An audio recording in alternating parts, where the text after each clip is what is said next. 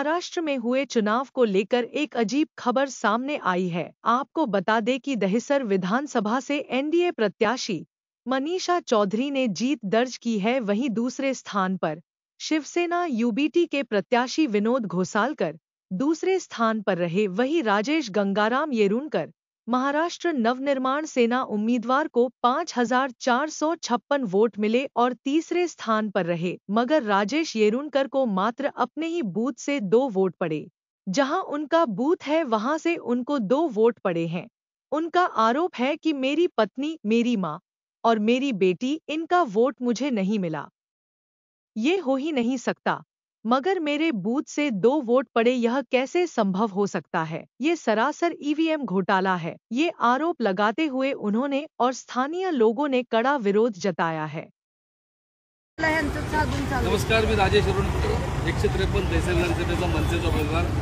आता मतमोजणी सुरू होती। आतमध्ये आपले सगळे काउंटिंग एजंट सगळे आतमध्ये होते आणि त्यांना असं निदर्शनास आलं की त्या मशीनमध्ये घोटाळा आहे। त्याचं कारण एवढा त्यांच्या समोर मशीन जेव्हा आली त्या मशीनला 3-3 सील असतात, एका मशीनला एकच सील होतं। त्यांना विचारण्यात आलं एकच सील का, तर त्या निवडणूक निर्णय अधिकाऱ्यावर हा एकच असू शकतं। त्यामुळे एक गोष्ट झाली, प्रत्येक मशीनचा जो चार्जिंग असते तर काही मशीनचं चार्जिंग 99%, काही मशीनचं चार्जिंग 70%, काहीचं 60%। अहो एवढं 2-2 दिवस मशीनला चार्जिंग 99% कसं असू शकतं? संशयास्पद गोष्ट आहे। सगळ्यात मोठी गोष्ट, मी जिथे राहतो, माझं घर, माझ्या घरात 4 मतं, माझी आई, माझी मुलगी, माझी पत्नी आणि मी, तिथे आम्हाला काही 2च मतं। म्हणजे माझ्या आईने किंवा माझ्या पत्नीने किंवा माझ्या मुलीने मला मतदानच केलं नाही, की मी स्वतःला मतदानच केलं नाही। हे अशा प्रकारचा सगळं आतमध्ये घोळ आहे। गेले अनेक वर्ष आम्ही राजकारणात काम करतोय। या मतदारसंघामध्ये प्रत्येक माणूस सांगतोय की आम्हाला बदल हवा आहे। आम्ही जो विद्यमान आमदारांना कंटाळलोय, ते आम्हाला नको आहे, आम्हाला बदल करायचा आहे। पण मतदान गेलं कुठे? प्रत्येक यादीमध्ये 2-2, 3-3, 9-9, 10 मतं फक्त, आणि आमचे कार्यकर्ते त्यांची खाती मतं नाही मिळाली, असा घोळ आहे।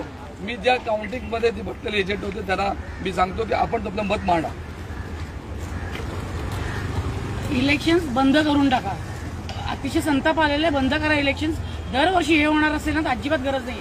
मागच्या 5 वर्षापूर्वी आमच्या 8 मशीन्स फ्रॉड निघालेले, नंबर्स वेगळे, तिकडे नंबर वेगळे, आमच्याकडे पोलिंग एजंटचा नंबर वेगळा, तरी हे लोक म्हणतात प्रोव्हिजन आहे, असंच करायला लागेल। आता ऑब्जेक्शन घेतलं तर ते IAS officer is not ready to listen at all. साहेब, जर या गोष्टी होणार असेल ना तर ह्या लोकांना दरवेळ वेळ लावत असेल, किती तुमचाही वेळ जातो, आमचाही वेळ जातो। पक्षाचा इझी घ्यायला लागलेत आपल्या पक्षाला, हे नाही चालणार अजिबात। खूप इझी घ्यायला लागलेत। मग इलेक्शन कॅन्सल करा। त्या गणपत पाटील नगरमध्ये जिथे अजिबात कामं झालेली नाही तिथे लीड येतो। 3 नंबर वॉर्डमध्ये जनकल्याणमध्ये तिथे मनीषाताईंना अजिबात येऊन दिलं नाही, प्रचाराला येऊन दिलं ना, आम्ही प्रचार करून देणार नाही। त्या वॉर्डमध्ये त्यांना लीड मिळतो, कसा मिळतो? उमेदवाराला 3 उमेदवाराच्या 163 मध्ये 2च मतदान का? आई बहिणीची, बायकोची, घरातल्या आजूबाजूच्या लोकांची मतं नाही मिळाली। 30 वर्ष राजकारणात म्हणजे एका वर्षाला 1 मत, हेच केलंय। हेच होणार असेल तर कशाला इलेक्शन करताय?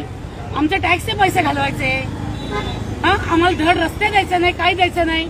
ते हिशोब इलेक्शन एक्सपेंडिचर कार्यालयात त्यांचे कन्सेप्ट क्लिअर नाहीत अजिबात। आज एक रूल लावतात, दुसरा रूल लावतात। यांचं इलेक्शन कमिशन प्रॉपर ट्रेनिंग नाही आहे ना अजिबात। पोलिसांचा गैरवापर करतात हे लोक। IAS ऑफिसर खूप डॉमिनेटिंग आहे आणि I don't think she should be on the table. तिने रिझाईन केलं पाहिजे। अजूनपर्यंत असं नाही झालेलं, कधी कुठल्या ऑफिसरला कोणी असं बोललेलं आहे, पण मी ॲज अ पब्लिक म्हणते ती IAS officer she should resign. मला नाही माहिती, ती जर एवढ्या मोठ्या पोस्टवर आहे ना तर शी शुड मेंटेन अ डिग्निटी। नाही करत तिथे। स्पष्ट मत आहे, या सगळ्याच्यामध्ये घोळ झालाय। मनसेला मतदान स्वतः माझ्या घरी आमची 4 मतं, इकडे बघा जनकल्याणमध्ये 10 पैकी फक्त 2च मतदान होईल। असं या सगळ्या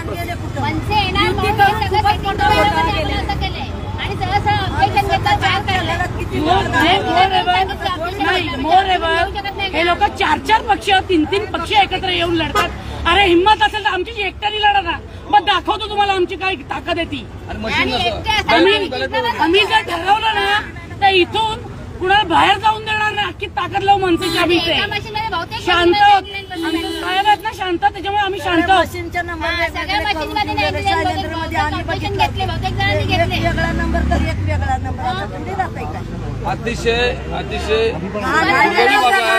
लोकशाहीला कलंक आहे.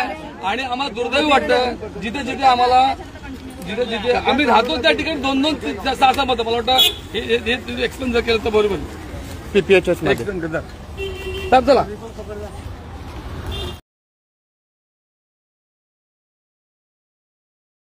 एक्सप्लेन करे. असं थोडी होते एकाच्या घरात 10-20 मतदानाची कुठे गेले. पीपीएचएस शाळा आहे तिथे आमचं महाराष्ट्र नवनिर्माण सेनाचे कार्यालय, तिथे फक्त 5 मतं लोक स्वतः बोलले यावर्षी की आम्ही मनसेला दिलेलं मतं. मग तिथे फक्त 5च करून आम्हाला सांगलं. जनकल्याण नगर मध्ये मनीषा चौधरीला काय कॅम्पेन करायला नाही दिले, तिथे फक्त लीड कसं काय येतात त्यांचं. आणि अख्खे शिवसेने लोकांनी पण मनसेला मतदान केलं, ते मतं गेले कुठे. आणि यांच्याकडे काय रेस केलं तर डायरेक्टली बोलतात तुम्ही गप्प बसा. आम्ही बरोबर टोटल तुम्ही मॅच करा, बरोबर आहे. हे कुठेतरी आम्हाला जस्टिस पाहिजे. हे असं होत असेल तर काही यूज नाहीये.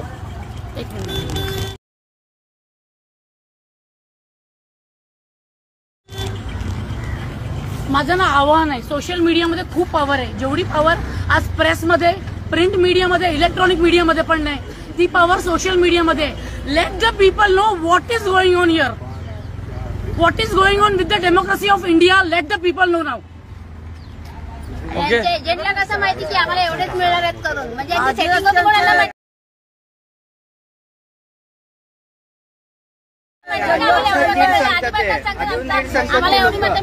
आधीपासून सेकंड राऊंडला त्यांनी सांगितलं 6,000 लीडने पुढे, 10,000 लीडने पुढे. कसं काय लीड पुढे त्यांना, लीड त्यांची कशी काय पुढे. आणि स्वतः आम्हाला 450 मिळणार, आम्हाला 300 मिळणार, आम्हाला 200. भाजपचे एजंट स्वतःच सांगतात की लीड पुढे, 10,000 लीड पुढे. कसं काय. आम्ही काय मेहनत केलं, किती अतिशय दुर्दैवी लोकशाहीला कलंक आहे. त्यामुळे आम्ही सगळ्यांनी वर्कआउट केलेलं आहे. तर मी स्वतःच सांगितलं की तिथे बसून का उपयोग नाही, आम्हाला जेलमध्ये टाकण्याची भाषा करतात. त्यापेक्षा म्हटलं आपण बाहेर पडूया. आणि जे घडलंय सगळं ते चुकीचं आहे, लोकशाहीला कलंक आहे. त्यामुळे आम्ही या फेसबुकच्या माध्यमातून पुढे आलो. त्याचं कारण की लोकांना कळू द्या की नेमकं काय घडतंय आतमध्ये ते. त्यामुळे नमस्कार, जय हिंद, जय महाराष्ट्र.